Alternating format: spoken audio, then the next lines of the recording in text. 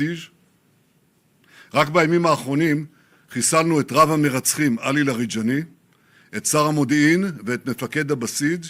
אגב, אלה האנשים שביצעו את הטבח ההמוני בעם האיראני, וגם כיוונו את כל האש אלינו.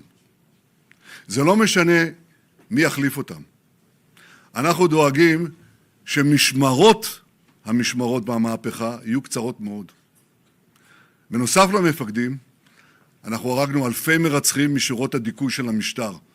השמדנו מאות משגרים וטילים, מכים בהם בצורה מתמשכת, יומיומית, שעה-שעה.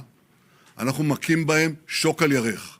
אנחנו מכים בהם באוויר, אנחנו מכים בהם ביבשה, אנחנו מכים בהם מתחת לקרקע, ועכשיו אנחנו מכים בהם גם בים. אתמול השמדנו את כל הצי שלהם בים הכספי. ידידינו האמריקנים השמידו צי אחד, אנחנו השמדנו את הצי השני. אנחנו מכים בהם גם ברחובות, גם במחסומים. לפני שבועיים הנחיתי את צה"ל ואת המוסד לפעול יחד, כדי שהרוצחים של משמרות המהפכה ידעו שנצוד אותם גם בערים, גם בתוך הערים. והם עשו זאת בצורה מושלמת. אתם רואים את זה, אתם רואים איך הרוצחים האלה נפוצים לכל עבר בבעלה. עכשיו מכל זה, אני יכול להגיד דבר אחד.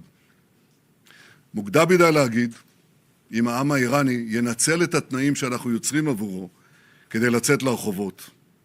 אני מקווה שכך יהיה, אנחנו פועלים שכך יהיה. אבל בסופו של דבר, זה יהיה תלוי רק בהם. אין זה אומר שבינתיים כוחות המשטר לא מנסים לפגוע בנו. הם מנסים. אבל זה אפילו, וזה גם כואב, כי זה גם גרם לנו לאבדות וגם לנפגעים.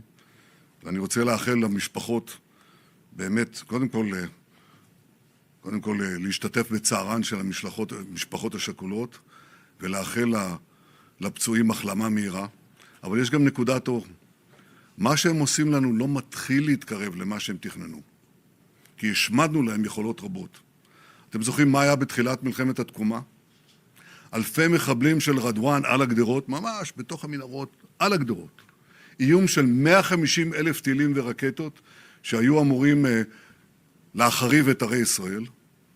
וכמובן היו אלפי טילים של איראן, טילים בליסטיים. דיברו על מאות מגדלים שיפלו בתל אביב, בירושלים, בחיפה. אבל המגדלים שנופלים, נופלים בטהרן ובביירות. יצרנו רצועות ביטחון עמוק בתוך עזה, עמוק בתוך סוריה, כולל עד כתר החרמון, וגם עמוק בלבנון.